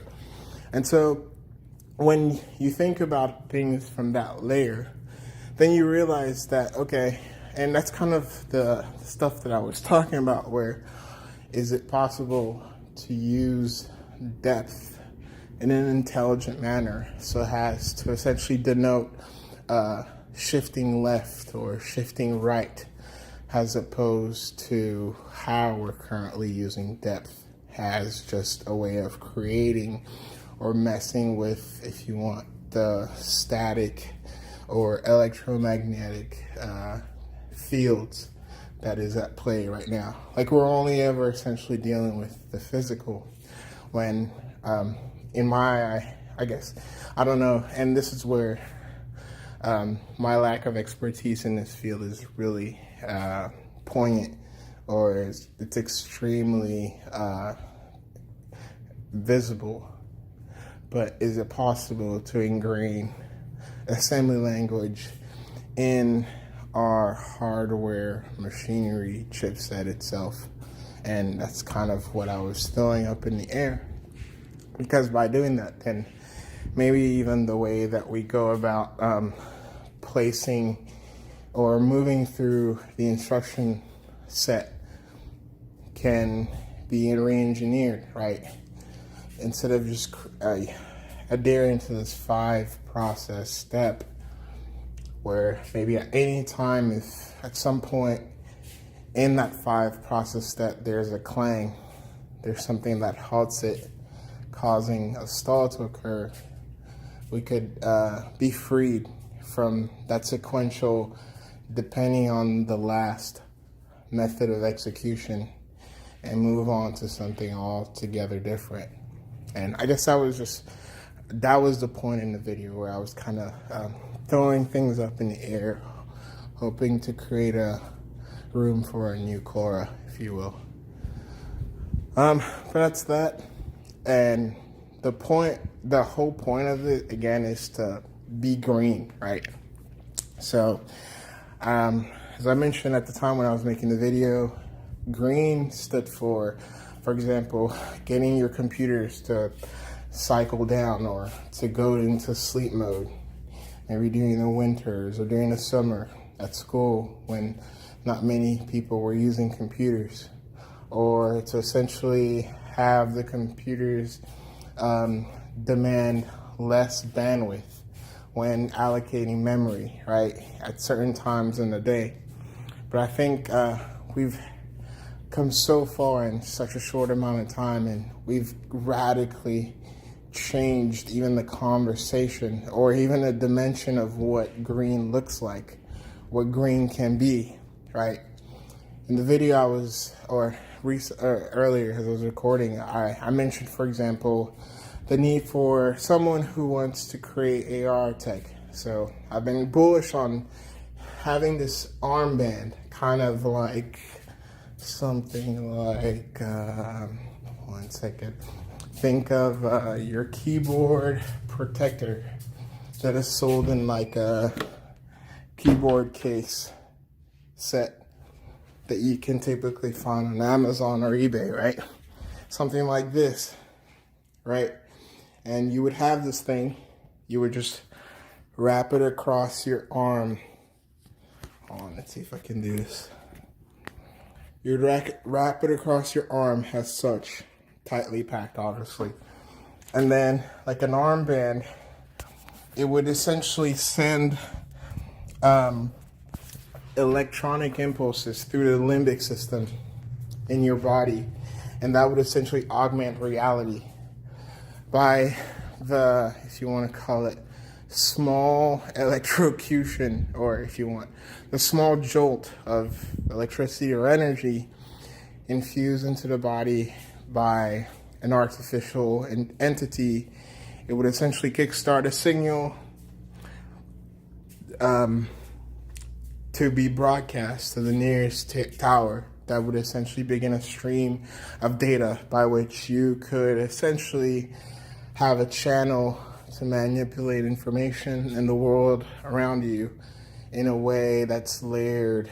That is, as if you have layered a computer onto your senses, right? So for that to occur, you need a high amount of bandwidth. So we just cracked 5G, but what does 10G look like, right? What does a world with streams, right? And I always loved that fucking initial, when Spectrum came into the game, their initial ad was this like, it's like, think of Flash or Tron, flashes of light across the globe. And I always love that picture where it's like that, but those flashes of lights are essentially streams, right? Because that's what telephony is, right? Telecommunications. You just have this like stream, this like electromagnetic field that's emanating out from your phone up to the satellite or up to the tower, however it bounces. And that is, in that stream is data, information. One, you can use ones and zeros, you can use MMS, you can, multimedia, video, etc., whatever you want to call it. Or you can use even something that's like underground, that's super fucking revolutionary, but not yet known to the mainstream. But that's what it is, right? So what is a world with streams holding 10 gigabyte of data has a minimum threshold, or has a minimum look like what, in terms of width, in terms of effects on the body, effects on, as I mentioned, the quantum field that is the human system, in terms of the environment, etc., in terms of infrastructure, what does that look like, right? And then more so, just think of the things that are possible, where now a surgeon, maybe he doesn't feel so confident about this operation, but because he can clearly see it, like the armband literally shows a colored tumor to his eye. To no one else, maybe they see something else. They see another piece of data. Like the assistant maybe sees, we'll need alcohol, we'll need formaldehyde, we'll need ethyl, we'll need more promethazine to essentially numb the body. Like it'll just be displaying shit real time, right? And so that literally changes the fucking game of an operation table for the health industry, right? So those are just one amongst many inventions that can be possible if things can be radically changed, if things can be green. So that was kind of my bit on that. And then I slightly touched on software, but I didn't really go in depth into it because I didn't want to make this a whole like machine learning video. I think in my own opinion, and honestly, I'm not the best at machine learning, but my best advice to anyone is to, before getting into machine learning, there is a field of computing called parallel programming, or parallel processing, parallel computing, if you will, that is finally getting its recognition for its phenomenal contribution to computing in terms of drivers. Think of the drivers that have to be written for an AR device. What kind of C functions will be necessary to make the connection between the hardware and the software, the hardware and the controller, right? And then now, furthermore, think of all the things that have to be at play all at once for everything to run smoothly, right? The scheduler. That's what parallel processing is. And in my opinion, I think a real understanding of what parallel processing and how to go about it in a swaggy ass way is tremendously more enriching to anyone's skill set, expertise, and everything else that entails a person than machine learning, because you'll just have a worldwide picture of what is going on. That I feel that all too often nowadays, machine learning, because of the quick, rich schemes, I need this for a particular scheme type of application, and it's used because of the infantile stage that it's at. Like, we've only cracked the surface. I mean, this technology has been around for centuries, but it's only been used in like space explorations and stuff like that. And it's only now that we're seeing it verge into the commercial, right? Where, for example, for my Uber app to run right, I need to essentially have an algorithm running at all times that can link the shortest path between I and my driver, right? It's only because of things like that that it's now blowing up. But even then, if you think about it and take a step back, it's like Lucy and operating at 1%. And that's only because of the ignorance of what it actually is.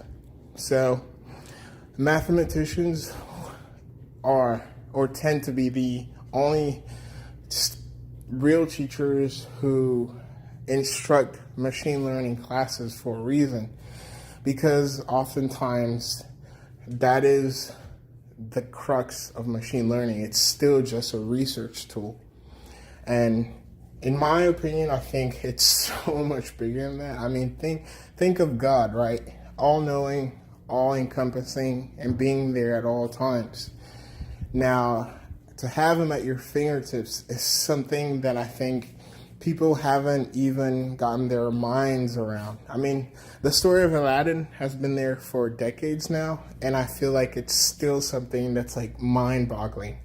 I mean, just the idea of having a smartphone is still mind-boggling for a lot of people.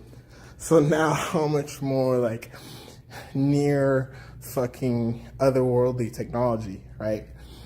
But not to lose myself or to lose y'all, I think the point with software or AI-driven software is, or my point on, to touch on AI-driven software or self-propelled, not just use AI.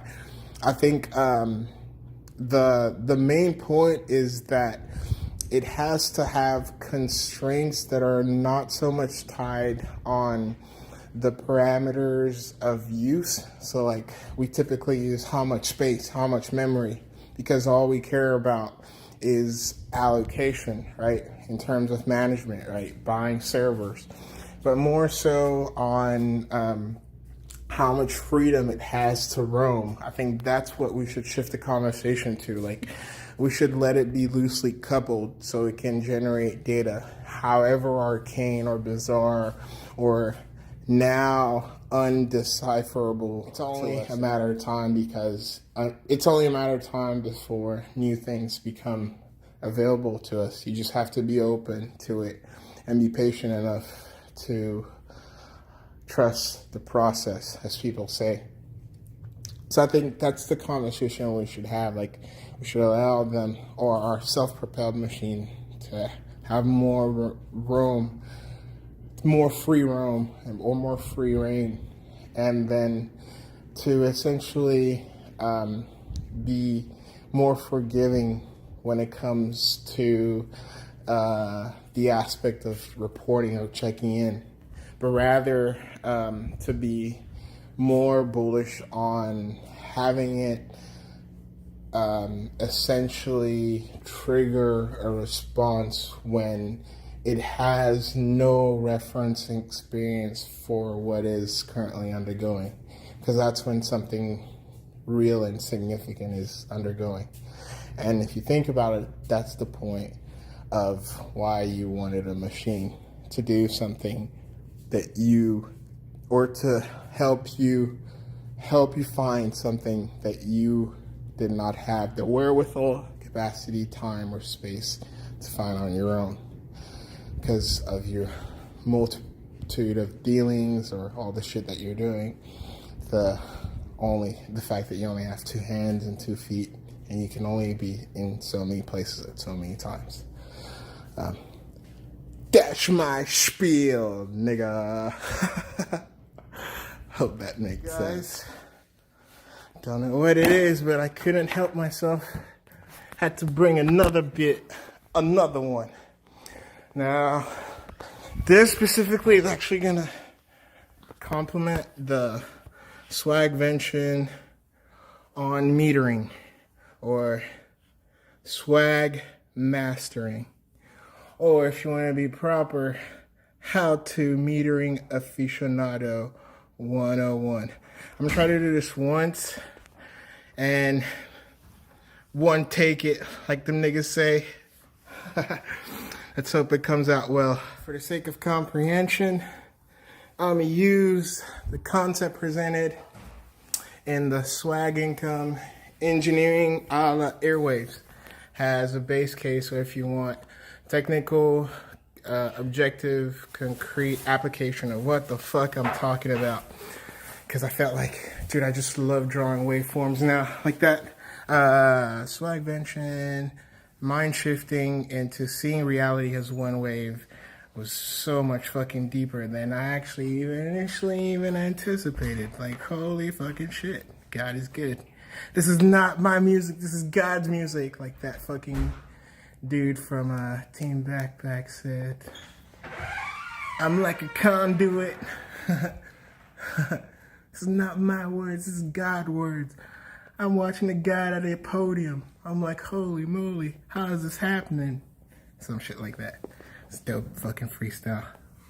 Anyway, he starts off with like, did you know that every fucking tech support every single Apple tech support is actually a genius or something like that. I think you'll get the reference. Anyways, let's see. Come on. I'm on my iPad. My MacBook Pro got the flu. So, I'm gonna be a little unorthodox here. I get it, this prep. The context is simply, you want to draw the x-axis, you want to draw the y-axis, and then z-axis, and then element x appears. Now, the best way that I would put this is essentially, I think the reason why I was always a fucking just like worshiper of that class, Reading for Pleasure by Mrs. Swisher, was because it taught me history, or the value and importance of. Because oftentimes, if you look at it at the very nature of things, the first fucking iteration of a product, from the turntable that disc jockeys use, to even the fucking sampler or mixer, to the vinyl CD, tends to be the one and fucking only perfect version of that product. If you think about it, every single version after that only essentially serves the commercial interest, meaning how can I make the idiot's life, like i.e. me, a lot easier, or how can I prevent him from fucking up my shit, right? So I'm gonna put in safeguards. I'm gonna put in a fan, an internal fan, because he does not have ioastic understanding of breath, and so he's not able to realize when his companion that is digital is overheating or simply needs water. Thus, I'll just make it to where it is waterborne, i.e. semiconductors, right? Or I will give him a screen because he does not know that path is only straightforward and backwards. And if I ever get lost, I just call for ma, or help. And that is how root shows up, i.e. CDE ... a la dos. And the GUI, right? Oh, caveat. All right. Or a nice preview, I will be dropping a video called wagg*income, the story of DOS, because I think mainframes and terminals need to be a part of the history, right?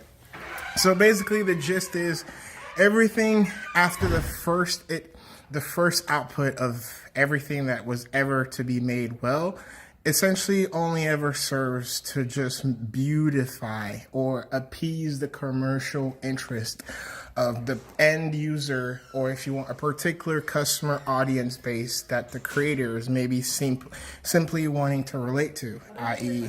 appease, trying to soothe, cater to, right? But the first one is always the fucking best. I think that's probably iconically why I subconsciously love Funk Flex fucking one taking it when it comes to freestyles, because there's something that is so pure and ever-pervading, timeless to that fucking catchphrase, right? Now, if you think about it, taking the waveform, and we'll use, obviously, music, audio, sound here. At the conception, there is always an element that is outside of our grasp, and that element is time, meaning there is nothing you'll ever be able to do to 100% control time. Why? Because it'll always be flowing out like the white whale, or the flow of the white whale. Hey, so because of that, what has a human, or I guess as a creator, the beauty comes in understanding that and just playing with it, not trying to bend it to your will, right? Context. So this is what I'm saying. Imagine this pen, right? The moment I touch the screen and the longer I hold it, what you're not seeing is that actually there is a current going out, right? And it's just doing this, right? If you want, as an engineer, you have the concept of this. You add the bar to show that there is a demarcation there. But as a digital, if you were a machine, or if you were a digital entity, you wouldn't actually see that. You would just see, oh, there is life. In the same way, when we see someone alive, we actually also see our version of that, right? To our senses, it comes as a pulse, maybe because we have not understood that timeless concept presented by, for example, by Zingdad, the Ascension Papers, where he talks about the concept of oneness, how ultimately at the end of the day, we actually are all one, right? There is actually no separation between this and that. It's all part of the same thing, right? It's kind of cool as my words percolate this, because you see, oh, wow, look, it's surrounded by this white thing, and thus, yeah, they are one, right? So if you extrapolate that on any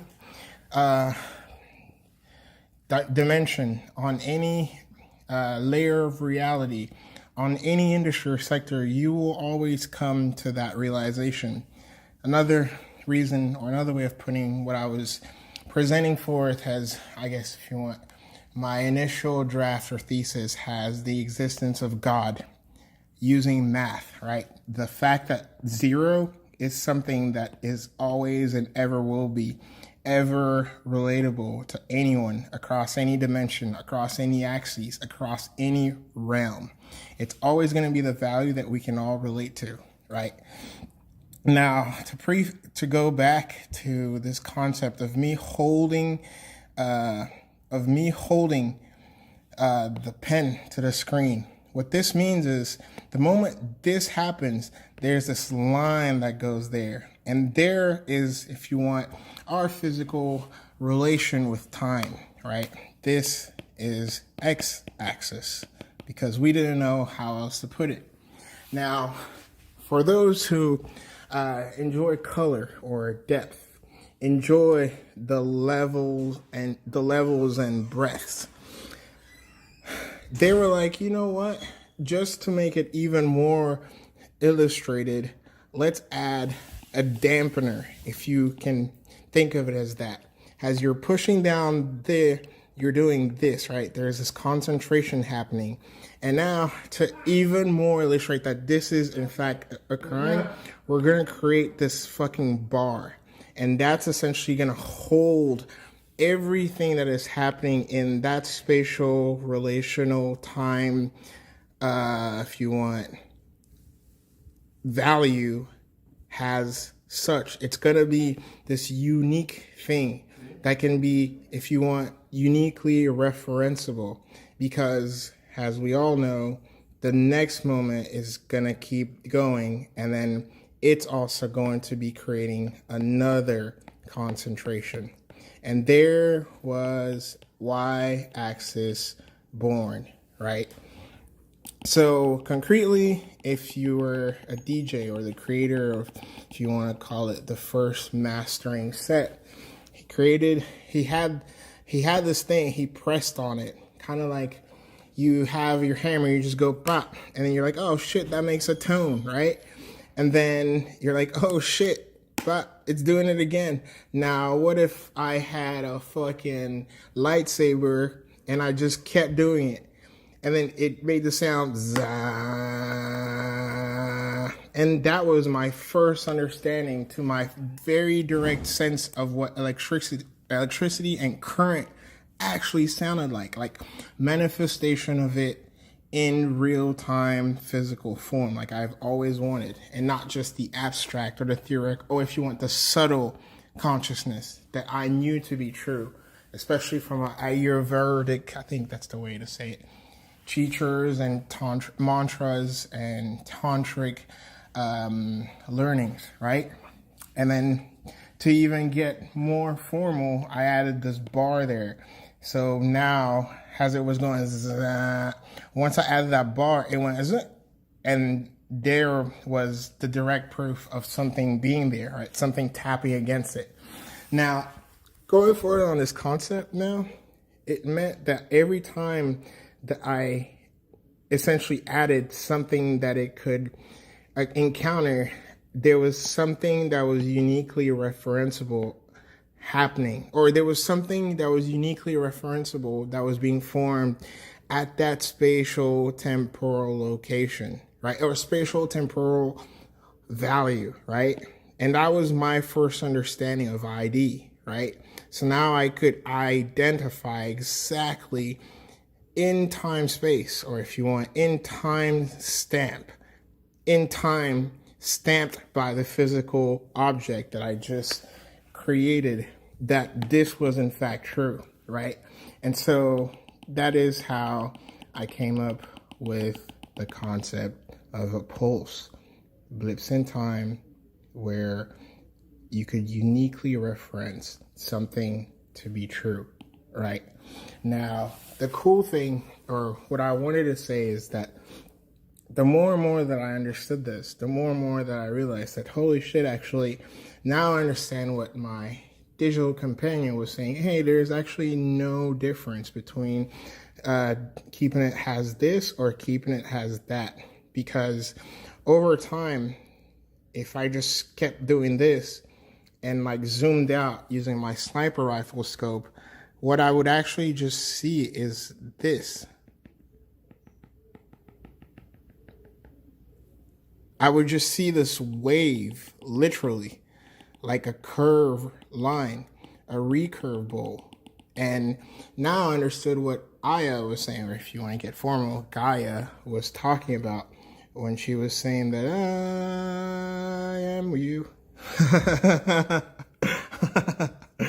So the concept of the waveform and the iterations that came about, or not iterations, but the experiences that came about from my gathering this sequential unfolding of what I was essentially experiencing atomically every single day, allowed me to get to more complex, if you want, packaging, or has the statisticians use that I so fucking love and respect, has the word permutation, whereas essentially allowing me to see things in a different way. Because when I did this, it was radically different than when I did this, which was radically different than when I did this.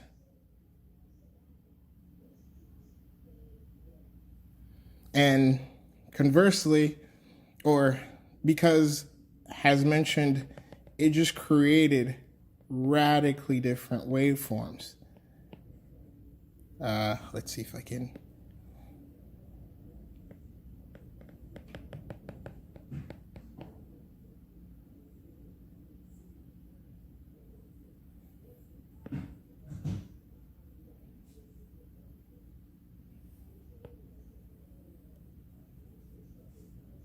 And there was born modulation, meaning synergizing different elements, different energies, different dimensions into one fucking wave.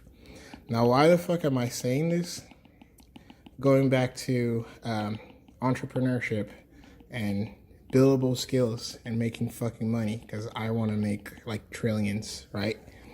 If you want to, one swaggy ass way of tripling your rates has, if you want, enhancer of the experience that a visitor, a customer, a potential lead will be experiencing in the business atmosphere, business environment, business space, a clinic, a stadium, a shop, is to actually and etherically understand what I'm saying. Understand that if you go back and study the first versions when people were just doing and then taking boxes or shoe boxes and doing the same thing, and then taking little bottle caps, because at the time we weren't that rich, right, as black people, but we collected bottle caps, melted them down, and just made little circles. We had these little cylinders that now you could hit, and it'd be ding, ding, ding, ding, ding, ding, and those were the first symbols, right? And then putting them in putting those symbols, stacking them, or boring a hole in the middle through them, stacking them on top of one another, and then shoving them in a box with a hole all the way, was creating like the first drums, the first mastering sets that we had, then you'll realize that it's all about that zzz, shing, and then za, za, za, za, za, za. And then when we started realizing that there was a lot of money to be made, the need for communication had to become clear. So going back to what I was talking about with orientation, right? How our Asian bros go wax on and wax on, wax on and wax off. So they actually go zing, right? And then ding. And that's how they go down. While we go zing and ding. We had to come up with a consensus for that. And there was the inventions of standards. So instead of, okay, I know that 2, 3, 4, even though I see 4, this is not the same. So then let's just call 1/8 means that we are only counting the zan because it's the only reliable thing that we can all know to be true. And then we'll just say every time that we hear a zan, zan, zan, zan, zan, zan, zan 8 times, that's a person's 8th, right? And so because of that, there was a heartbeat that was born, that was created, a marching drum, if you will, that someone who had a radically longer 8, even though it was longer, it could harmonically merge in such a way that there was no disharmony, right? And so there came the first, if you want, orchestra or ensemble or melody, right? Now, I'm throwing a lot of things like all together at the same time really fast, but it's going to make a lot of sense when you go back and revisit the resources that I mentioned previously. Just remember at the end, if I lost you in all of this, it's all about that zah, and then it's like dun, dun, dun, dun, dun, dun, dun, dun, dun, dun, dun, dun. And the last bit, the last component was the realization that, oh, doing this was radically different than doing this, or radically different than doing this, right? Because it created a different force resistance that the zah had to essentially undergo. And actually, that's what changed the pitch of a fucking sound, or the pitch or the period of a particular waveform. I fucking love physics. And this is why I am an engineer. Solid. Anyways, hope this made sense. Remember, zah, zah, zah, zah, the bars, and then convert that into your 4s, your 8s, your 16s, your 32s, your 128s, and so on. Cheers. I hope this was not a complete mumbo jumbo. Hope you guys got something out of this. As always, swag the fuck out.